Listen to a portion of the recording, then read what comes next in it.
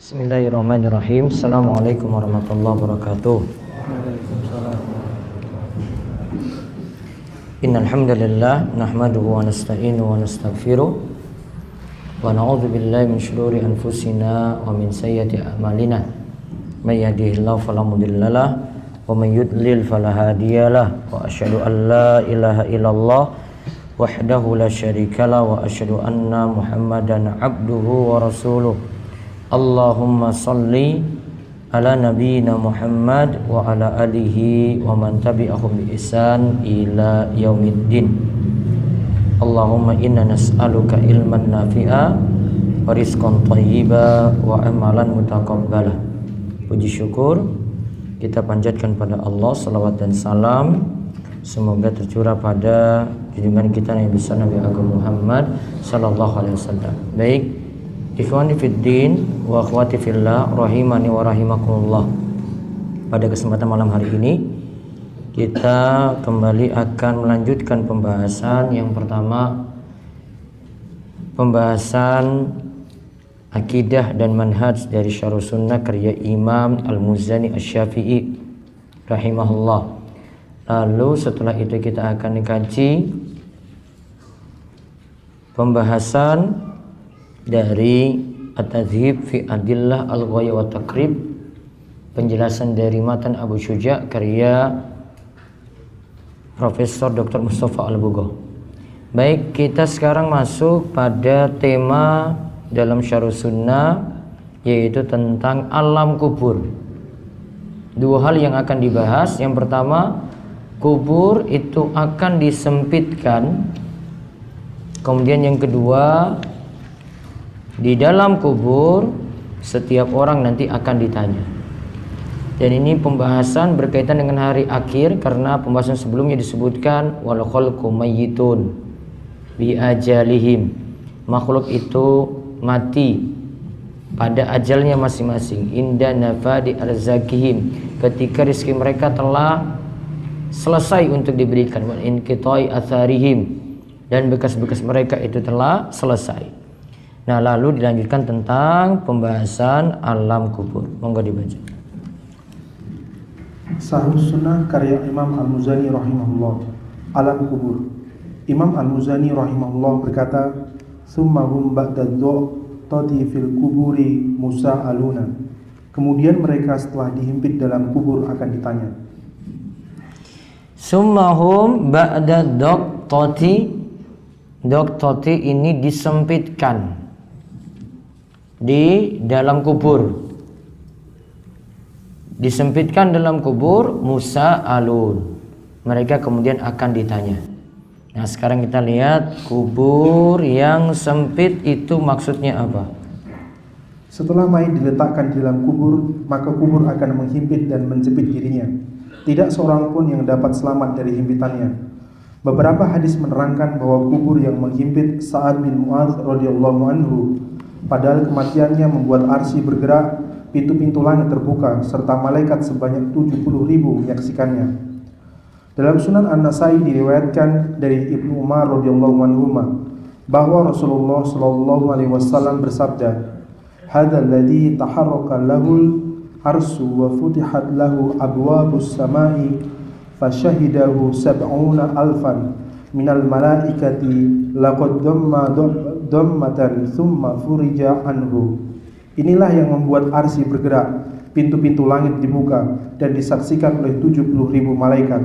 Sungguh ia dihimpit dan dijepit oleh kubur, akan tetapi kemudian dibebaskan. Ini tentang cerita Sa'ad bin Mu'adz. Sa'ad bin Mu'adz itu kata Syekh Muhammad bin Umar Basmul, Sa'ad bin Mu'adz itu adalah kabiron min kubara'il ansar fil Madinah, di antara pembesar Ansar yang ada di Madinah. Lihat di sini, hadzal ladzi taharraka lahul arsyu. Inilah yang membuat arsy. Ya, inilah yang membuat arsy bergerak. Terus wa futihat lahu abwabus sama, pintu-pintu langit dibuka. Wa syahidahu sab'una alfan minal malaikah, dan disaksikan oleh 70.000 malaikat. Sab'una alfan, 70.000 malaikat. Laqad dumma dummatan summa furija anhu, sungguh ia dihimpit dan dijepit oleh kubur, akan tetapi kemudian dibebaskan. Nah, ini diriwayatkan oleh Imam An-Nasa'i tentang Sa'ad bin Mu'adz tadi, ya, dan juga ada riwayat tambahan dari Musnad Imam Ahmad. Coba dibaca. Dalam hadis dalam Musnad Imam Ahmad disebutkan, innalil qabri do'totan walau kana ahadun najiyan minha Sa'dun ibnu Mu'adzin. Sesungguhnya kubur mempunyai penyempitan. Jika ada seseorang yang selamat darinya, niscaya selamat darinya adalah Sa'ad bin Mu'adz. Nah, harusnya Sa'ad bin Mu'adz selamat. Tetap dia yang punya keutamaan pun tidak selamat dari himpitan kubur. Ingat, ini bahas himpitan, bukan siksaan kubur. Nanti ada keterangannya di bawahnya lagi. Baca lagi. Abdullah bin Abbas radhiyallahu anhuma meriwayatkan bahwa Nabi Muhammad sallallahu alaihi wasallam bersabda, "Lau naja ahadun min dummatil qabri la naja Sa'du ibnu Mu'adzin wa laqad dumma dummatan thumma ruwiya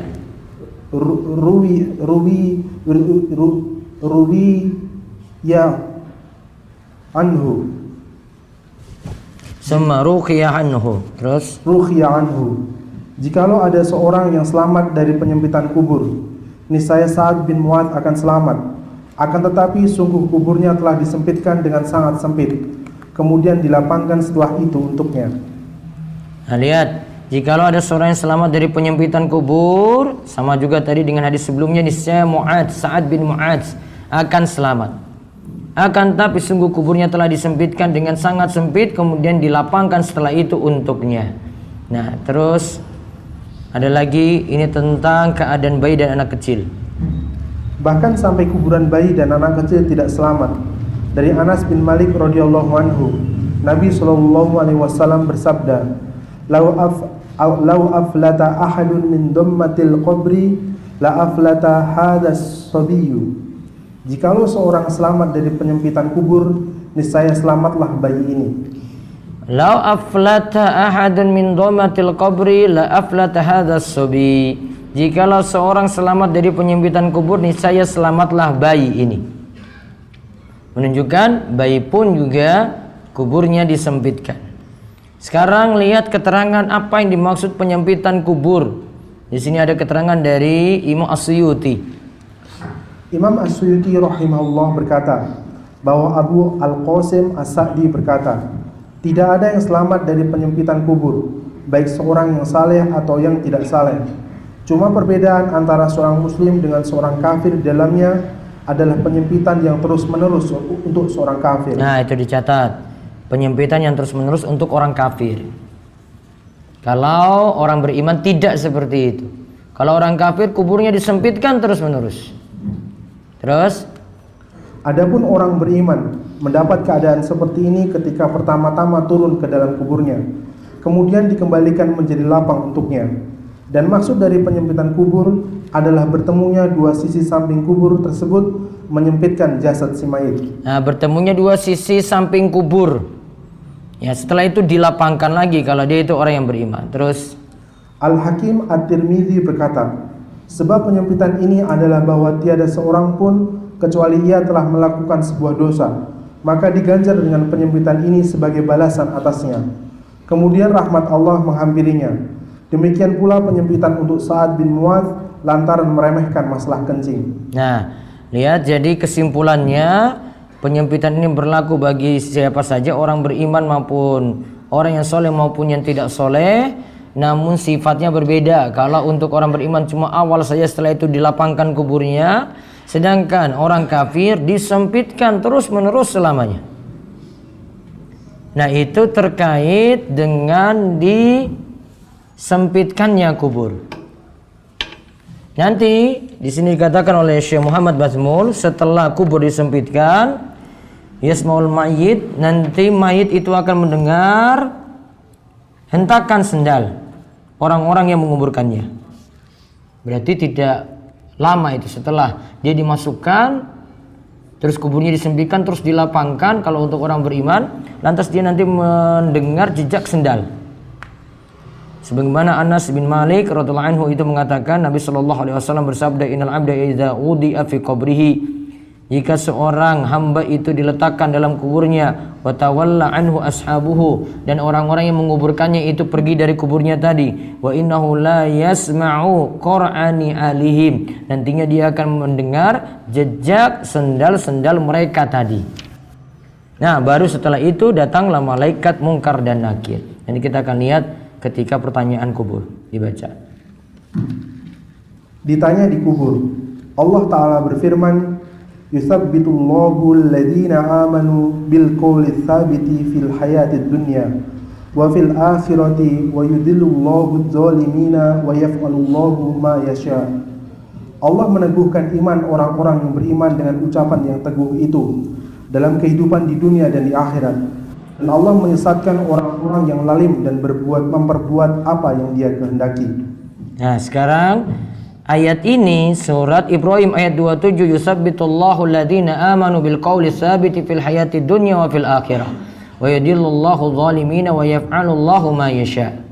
Allah yusabbit, meneguhkan iman orang-orang yang beriman dengan ucapan yang teguh, bil qawli tsabit, dengan ucapan yang teguh. Nanti maksudnya ucapan yang teguh ini apa? Nanti kita akan lihat. Ini ketika ditanya di dalam kubur.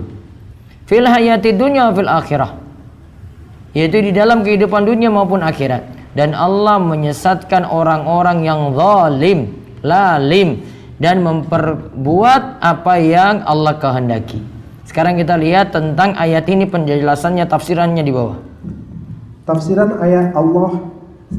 ayat Allah meneguhkan orang-orang yang beriman dengan ucapan yang teguh dijelaskan dalam hadis berikut. Dari Al-Bara bin Azib, Rasulullah sallallahu alaihi wasallam bersabda, "Jika seorang muslim ditanya di dalam kubur, ia akan berikrar bahwa tidak ada sesembahan yang berhak disembah selain Allah dan Muhammad adalah utusan Allah." Maka inilah tafsir ayat Allah meneguhkan iman orang-orang yang beriman dengan ucapan yang teguh itu dalam kehidupan di dunia dan di akhirat. Al-muslimu idza su'ila fil qabri yashhadu an la ilaha illallah wa anna Muhammadar Rasulullah.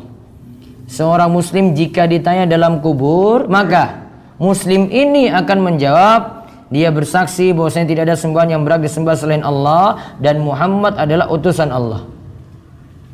Inilah yang dimaksudkan dengan ayat yang tadi kita sebut, surat Ibrahim ayat 27, yusabbitullahu alladhina amanu bil qawli tsabiti fil hayati dunya wa fil akhirah. Hadis riwayat Bukhari. Terus yang riwayat yang lainnya lagi dari Al-Bara bin Azib pula, Nabi sallallahu alaihi wasallam menerangkan tentang ayat Allah meneguhkan iman orang-orang yang beriman dengan ucapan yang teguh itu dalam kehidupan di dunia dan di akhirat. Beliau mengatakan, "Fil qabri idza qila lahu man rabbuka wa madinuka wa man nabiyuka." Di dalam kubur akan ditanya, siapa Rabbmu, apa agamamu, dan siapa nabimu.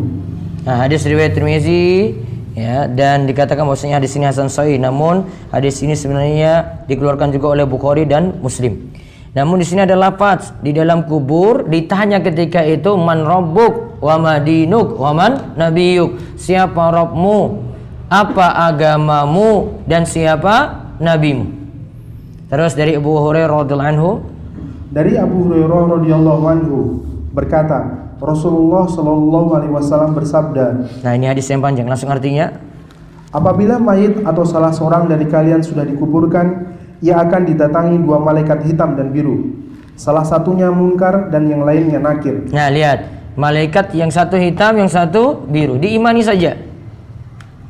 Ya, salah satunya bernama Munkar dan salah satunya bernama Nakir. Munkar dan Nakir. Terus keduanya berkata, "Apa pendapatmu tentang orang ini, Nabi Muhammad?" Maka ia menjawab sebagaimana ketika di dunia, Abdullah dan Rasulnya. Aku bersaksi. Yaitu maksudnya Abdullah hamba Allah dan Rasulnya. Jadi Nabi Muhammad SAW itu hamba Allah dan Rasulnya. Lalu, aku bersaksi bahwa tiada sesembahan yang berhak disembah kecuali Allah, dan aku bersaksi bahwa Muhammad adalah utusan Allah. Keduanya berkata, kami telah mengetahui bahwa kamu dahulu telah mengatakan itu. Kemudian kuburannya diperluas 70 kali 70 hasta dan diberi penerangan dan dikatakan tidurlah. Dia menjawab, aku mau pulang ke rumah untuk memberitahu keluargaku. Keduanya berkata, tidurlah, sebagaimana tidurnya pengantin baru. Tidak ada yang dapat membangunkannya kecuali orang yang paling dicintainya, sampai Allah membangkitkannya dari tempat tidurnya tersebut. Nah itu tadi kalau yang meninggal, siapa tadi yang pertama? Orang beriman. Apabila mayat atau salah seorang dari kalian sudah dikuburkan. Nah, di sini membicarakan tentang orang beriman. Didatangi malaikat Munkar dan Nakir, ditanya tentang Nabi Muhammad, maka dia menjawab itu hamba Allah dan Rasulnya. Lantas kuburnya diperluas. Ukurannya berapa? 70 kali 70 hasta. Padahal kuburan kita itu sekitar 1 kali 2 meter aja. Kalau ini 70 kali 70, 1 hasta setengah meter, kalau kali 70 berarti 35 meter, berarti diperluas seperti itu. Lalu diberi penerangan, kemudian diperintahkan tidurlah. Nah lalu apabila yang meninggal adalah orang munafik, berarti lawan dari orang yang pertama. Apabila yang meninggal adalah orang munafik, ia menjawab, aku mendengar orang mengatakan, aku pun mengikutinya, dan saya tidak tahu. Nah di dunia dia cuma ngikut-ngikut saja dan dia tidak tahu itu maksudnya, karena nggak punya ilmu. Munafik dia. Terus keduanya berkata, kami berdua sudah mengetahui bahwa kamu dahulu mengatakan itu. Dikatakan kepada bumi, himpitlah dia, maka dihimpitlah jenazah tersebut sampai tulang rusuknya berserakan dan ia akan selalu merasakan azab sampai Allah bangkitkan dari tempat tidurnya tersebut. Nah sampai dibangkitkan pada hari kiamat, terus disiksa. Ya, maka sifat orang munafik akan disiksa sampai hari kiamat. Dan di sini menunjukkan orang munafik walaupun dia hafal di dunia, dia tidak bisa menjawab pertanyaan kubur. Berarti kesimpulannya orang yang bisa menjawab pertanyaan kubur itu hanya yang dikuatkan imannya, yang punya iman yang kuat. Lihat pembahasan terakhir. Siapa yang bisa menjawab pertanyaan kubur? Terus bukti di alam kubur ahli ikhlas dan orang yang kuat imannya akan mudah menjawab pertanyaan kubur adalah riwayat berikut. Al-Mas'udi berkata dari Abdullah bin Mukharik, dari bapaknya dari Abdullah, ia berkata, sesungguhnya seseorang mukmin jika meninggal dunia, ia akan didudukkan di kuburnya. Ia akan ditanya, siapa Rabbmu? Apa agamamu? Siapa nabimu? Allah akan menguatkan orang beriman itu untuk menjawab. Ia akan menjawab, Rabbku Allah, agamaku Islam, Nabiku Muhammad sallallahu alaihi wasallam. Lantas Abdullah membacakan firman Allah surat Ibrahim ayat 27. Nah, lantas dibacakan Ibrahim ayat 27. Sebelumnya disebutkan semuanya seorang mukmin jika meninggal dunia ia akan didudukkan di kuburnya. Ia akan ditanya siapa Rabbmu, apa agamamu, siapa nabimu. Allah akan menguatkan orang beriman itu untuk menjawab. Berarti karena punya iman yang kuat maka digunakan untuk menjawab pertanyaan kubur. Ia akan menjawab, Rabbku Allah, agamaku Islam, nabiku Muhammad sallallahu alaihi wasallam. Lantas Abdullah membacakan firman Allah surat Ibrahim ayat 27 tadi. Wallahu alam, itu seputar masalah alam kubur yang dijelaskan oleh Imam Al-Muzani dan kita tambahkan penjelasannya tadi.